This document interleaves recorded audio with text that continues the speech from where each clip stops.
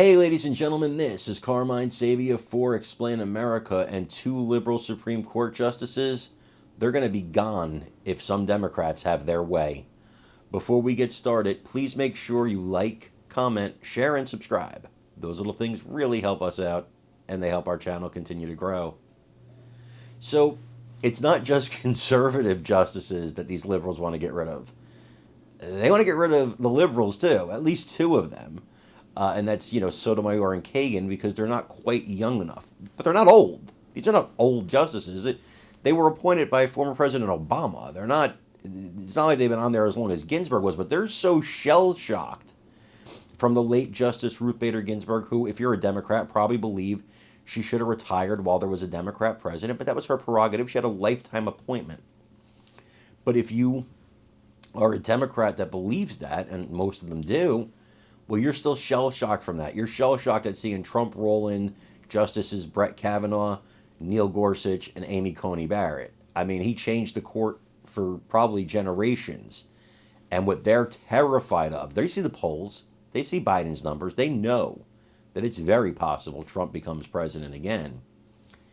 And it's very possible, I know that at least one of the liberal justices has some health issues, that there may be a vacancy or two on the court during the next presidency.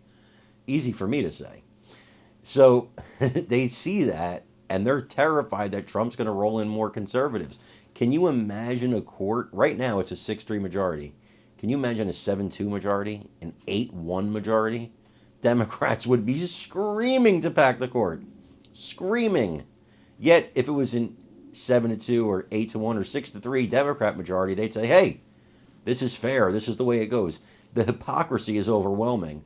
But I want you to watch the freakout fest begging these justices to retire. Let's take a look.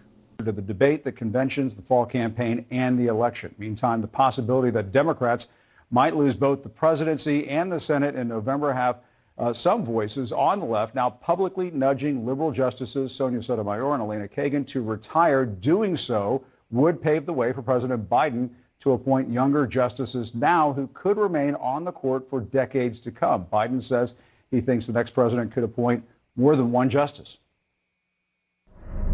Guess what? The next president, they're going to be able to appoint a couple justices. If, in fact, we're able to change some of the justices when they retire and put in really progressive judges like we've always had, tell me that won't change your life when Trump justices are already gutting voting rights, overturning Roe, decimating affirmative action, and so much more.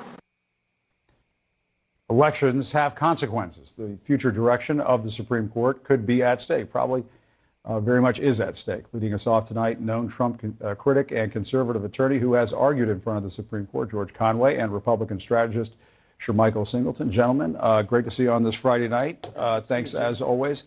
George, we just went down the list. Alito with the flags and Thomas with the trips. And we heard the audio clips this week that had folks wondering what's going on with these justices. And we can show poll after poll that shows confidence in the court. If it's not at an all-time low, it's pretty close to it. What the heck's going on?